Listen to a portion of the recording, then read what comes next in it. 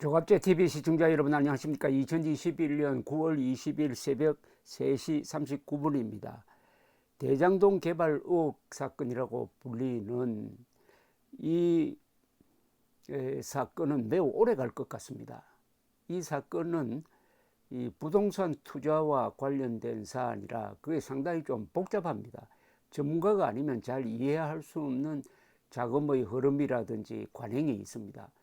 그리고 여기에 관계된 사람이 지금 이재명 성남 당시 시장, 그리고 그를 비판하는 이낙연 전 민주당 대표, 동시에 국민의힘이 일제히 이재명 후보를 지금 비판을 하고 언론이 계속 폭로를 하고 있고, 여기에 또 권순일 전 대법관 이름까지 나오고, 급기야는 이재명 후보가 어제 광주에서 경선 토론을 하면서 여기에 자신이 뭐 돈을 받은 사실이 확인되면은 후보직 또는 공직에서 사퇴하겠다는, 사퇴라는 말까지 하는 바람에 이 사건을 크게 만들었습니다. 그런데 이 사건의 본질은 어떻게 보면 좀 간단하다고 볼 수가 있습니다. 우선 7명의 투자자들이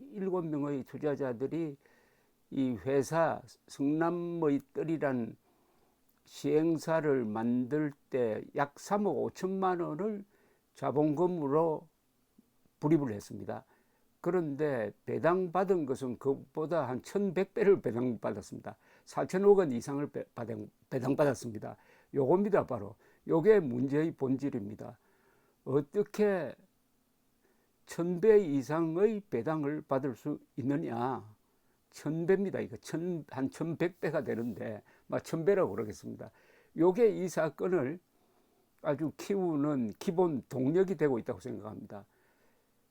불로소득이다라고 보는 사람들이 많죠. 불로소득이라는 것은 그만한 대가의 노력을 하지 않고 어떤 연유로 해가지고 엄청난 수익을 볼 때 그것을 불로소득이라고 그럽니다. 더구나 부동산 사업에 의한 불로소득에 대해서는 국민들이 화를 내는 측면이 있습니다. 이 프레임에 이재명 후보가 딱 걸렸다고 볼 수가 있습니다.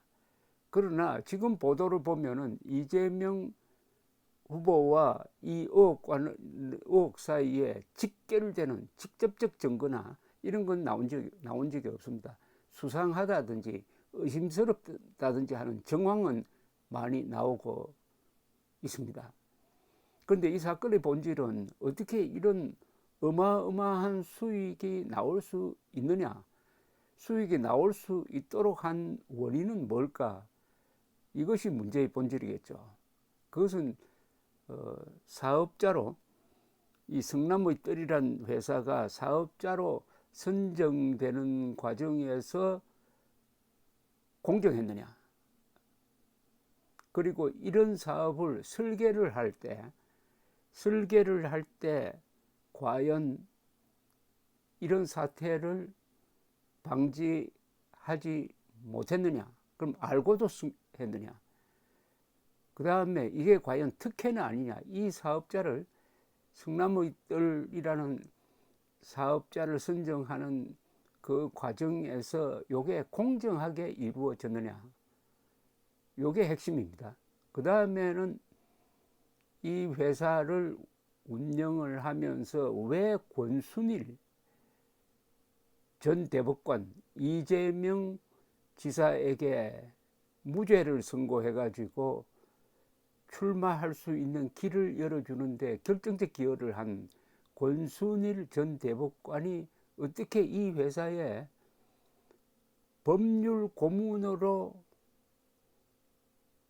영입될 수 있었느냐, 요거죠. 영입될 수 있었느냐. 이 점에 대해서는 어제 최재형 전 감사원장이 예리한 분석을 했습니다. 로펌도 아닌데, 또 자산 관리 부분의 전문가도 아닌데 왜 최고급 법률 전문가를 영입을 했느냐. 그것은 이 회사가 법률적으로 풀어야 될 점이 많았기 때문이 아니겠느냐, 이런 의문을 제기를 했습니다. 근데 몇 시간 전에 중앙일보에서 이 대장동 개발 의혹의 본질에 접근하는 내용의 기사를 하나 올렸습니다. 이걸 좀 소개를 해드리겠습니다. 2015년 대장동 개발 사업 우선 협상자 대상자 선정 심사에 상당히 의심스러운 점이 있다 하는 내용의 기사입니다. 중앙일보는 사업자 선정 과정에 참여한 심사위원 2명이 성남도시개발공사 간부로 파악된 데 이어서 절대평가와 상대평가 모두에 관여한 것으로 확인되었다고 보도했습니다. 성남도시개발공사는 이 사업을 설계한 성남시 산하기관입니다. 그러니까 성남시 산하기관이 성남의 뜰이라는 사업자를 선정을 할 때 공정하게 하지 못했다 하는 의문을 제기한 거죠. 이게 본질적인 의문입니다. 그런데 이렇게 이 기사가 전개됩니다. 상대평가는 공정을 기하기 위하여 심사위원 선정을 추첨으로 진행했다고 하지만은 내부자들이, 여기서 내부자들이라는 것은 이 사업을 설계한 성남도시개발공사 소속 인사가 재차 관여하게 되는 결과로 이어져 정치권에서는 이 사업에 대해 셀프 심사가 이루어졌다고 비판한다 라고 중앙일보가 보도를 했습니다. 조금 더 구체적으로 설명하면 2015년 2월에서 3월 사이에 진행된 대장동 개발 민간사업자 선정 공모에는 성남의 뜰, 메리츠, 산업은행 등 3개 컨소시엄이 응모를 했답니다. 어제 이기인 국민의힘 성남시 의회 의원에 따르면 공모 접수 마감 당일인 2015년 3월 26일 당일입니다. 성남도시개발공사 5층에서는 오후 6시부터 3시간 동안 참관자 1명을 포함한 성남도시개발공사 임직원 4명이 절대평가, 이건 내부평가입니다. 절대평가 방식으로 사업계획서를, 응모한 사업계획서를 심의했다고 합니다. 공사비 절감 계획이나 금융비용 등을 평가하는 자리였다는 것입니다. 그런데 다음날 열린 상대평가, 이것은 외부의 평가입니다. 상대평가 심의위원회에도 절대평가에 참여했던 평가위원 2명이 다시 참여했다는 겁니다. 그러니까 두 사람이 절대평가에도 참여하고 상대평가에도 참여했는데 이 두 사람이 바로 이 사업을 기획한 성남도시개발공사 소속 직원이었다 이겁니다. 그래서 이건 셀프평가다 이런 이야기죠. 그런데 이기인 의원이 이분은 국민의힘 소속입니다. 성남시 의회로부터 받은 성남도시개발공사 행정사무감사 자료에 따르면 상대평가는 상대평가 심의위원 5명을 선정한다.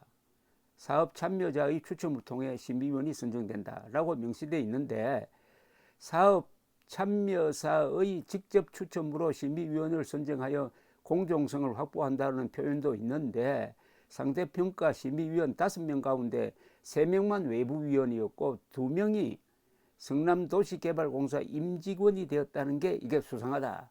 비록 추첨으로 했다고 하지만 이게 수상하다라는 주장을 이 의원은 하고 있습니다. 중앙일보에 따르면 이기인 의원은 전날 절대평가에 이어 상대평가에 참여한 임직원은 대장동 공모 지침서를 만든 이들로 파악하고 있다는 겁니다. 이 의원은 이해충돌 문제도 있고 심사에 대한 공정성을 훼손했다고 본다. 성남의 뜰 컨소시엄을 예정하기 위한 명백한 정황적으로 본다. 성남의 뜰을 합격시키기 위해서 이런 식으로 심사위원을 변칙적으로 배치했다 이런 주장입니다. 이 의원은 또 공모 지침서에 공사는 사업계획서의 평가를 통한 우선 협상 대상자를 선정하기 위해 선정심의위원회를 구성하며 이 경우 선정심의위원회는 공사가 선정한 관련 분야 전문가인 선정심의위원으로 구성된다고 명시된 것과 관련해 가지고 관련 분야 전문가의 지침서를 만든 내부자가 들어간 것은 이것은 말도 안 된다라고 비판을 하고 있습니다. 성남미들 컨소시엄은 2015년 3월 27일 공모 만 21시간 만에 우선 협상자로 선정되었는데, 공고하고 나서 21시간 만에 우선 협상자로 선정됐답니다. 21시간. 사업비 규모가 1조 5천억 원에 이르는 사업을 졸속 심사했다는 논란이 일자 이재명 경기지사의 대선 캠프 수석 대변인인 박찬대 더불어민주당 의원은 지난 17일 MBC 라디오 인터뷰에서 하루 만에 선정된 것은 길어지는 평가 기간에 로비나 압박, 우회 전략을 막아낼 수 있는 신속한 의사결정이었다고 주장했고, 화천대유의 이성문 대표는 한국일보와의 인터뷰에서 단기간에 끝낸 건 심사위원 명단이 유출돼 이상한 로비가 들어오는 걸 방지하기 위한 것이었다고 말을 했습니다. 이 대표는 또 이재명 지사와의 개인적 관계에 관해서도 모르는 사이라고 말했습니다. 자, 성남시장 시절 이 사업을 추진했던 이 지사는 19일 광주 MBC에서 열린 민주당 대선 경선 후보 TV 토론회에서 민간 사업자를 경쟁시켜 가장 좋은 조건을 제시한 곳을 채택해 사업을 진행하고 5,500억 원을 환수했다면서 그 주주가 누구냐의 문제가 되는데 저희도 궁금하다고 말했습니다. 그런데 하루 만에 어떻게 21시간 만에 이렇게 선정할 수 있느냐? 그것도 심사 과정에 큰 상당한 공정성의 문제가 있다. 그럼에도 이재명 또는 성남시 쪽에서의 변명은 로비가 오래 끌면은 명단이, 심사위원 명단이 바깥으로 나가서 로비가 우려되므로 초고속 심사를 했다는 이야기를 하는데, 이건 도무지 이해가 되지 않습니다. 아니, 보완을 해서 로비를 못하도록 보완을 철저하게 하면 되는 거지, 이런 노력도 하지 않고 졸속 심사를 한다면은 그것은 또 다른 불공정이기 때문입니다. 예, 근데 이런 비유를 하면 어떨까요? 어떤 공직자가 유럽으로 지금 출장을 가는데, 유럽에 가면 소매치기가 많다고 그러더라.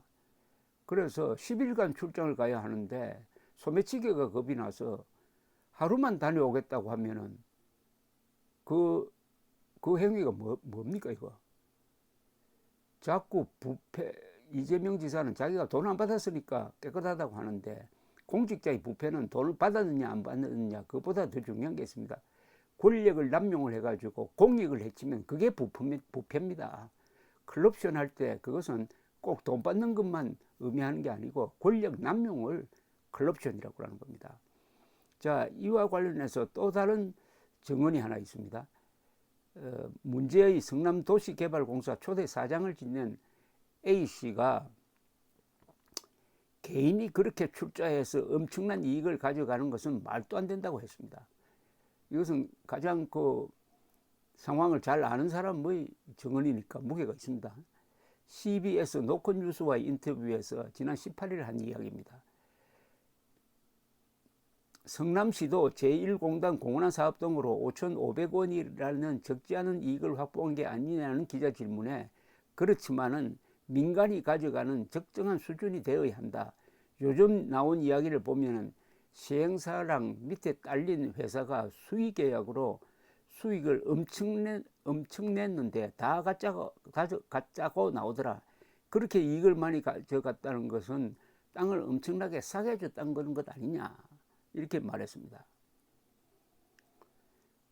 이 노컷뉴스에 따르면 성남도시개발공사가 최대 주주로 있는 시행사인 성남미뜰은 자산관리회사인 화천대유의 5필지의 부지를 수의계약으로 매각했고, 아파트와 고급 빌라를 지어 분양한 화천대유는 여기서도 2,300억 원 이상의 분양 수익을 거뒀다는 것인데, 여기에 대해서 토지의 수의계약은 말이 아니다 이겁니다. 요거는 투자금에 대한 회수가, 투자금에 대한 배당금이 1,100배다 하는 것과 또 별개의 사안입니다. 별개의 사안. 여기서 어떻게 부지를, 5필지의 부지를 수의계약으로 매각할 수 있느냐 하는 걸 지적을 한 겁니다. 이 전 사장은 성남 도시개발공사 전 사장은 자신의 재임 기간에는 대장동 사업이 초기 단계여서 수익 배분에 대해서는 구체적인 논의가 없었다고 하면서 기사에 나온 사업 일정을 보니까 내가 있을 때 사업자 공모를 낸 날짜가 나왔다면서 나는 그러고 나서 금방 그만둔 것 같다. 그 이후 후임자들이 일을 한 것이고 내가 있을 때는 사업자 공모만 냈다. 세부 계획이나 이런 건 모른다고 설명했습니다. 그는 기획본부장과 개발본부장을 언급하면서 그쪽에서 안을 추후에 만들었다고 생각한다. 당시 기획본부장은 국민의힘에서 대장동 개발 사업을 주도한 핵심 인물로 지목하는 유동규 전 경기관광공사 사장입니다. H 전 사장은 사장으로 계속 있었다면 이런 수익 배분으로 사업을 했겠느냐고 기자가 물으니까 그렇게 할 수는 없다. 개인한테 몇백억 원씩 수익을 가져가게 하는 게 말이 안 된다고 거듭 주장을 했습니다.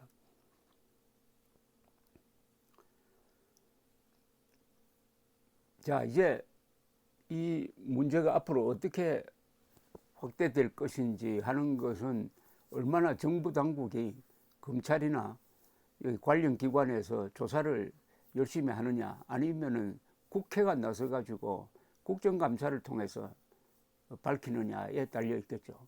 지금 국민의힘에서는 이재명 경기도지사 보고 정인으로 나와서 당당하게 밝히라고 이렇게 압박을 하고 있고 이재명 쪽에서는 김기현 그리고 다른 분 세 분을 포함을 해가지고 거짓말을 했다 해가지고 고소를 하고 있는 이런 상황입니다.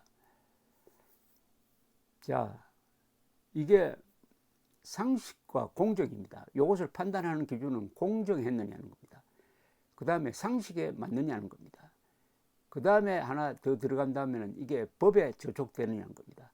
그러니까 공정했느냐, 상식에 맞느냐, 그 다음에 법에 맞느냐 이거죠. 계속 앞으로 이 문제를 저도 관심 있게 보면서 여러분들에게 알려드리겠습니다. 현재로 나타난 사안만으로는 공정했다는 이재명 지사의 주장에는 전혀 동의가 되지 않습니다. 감사합니다.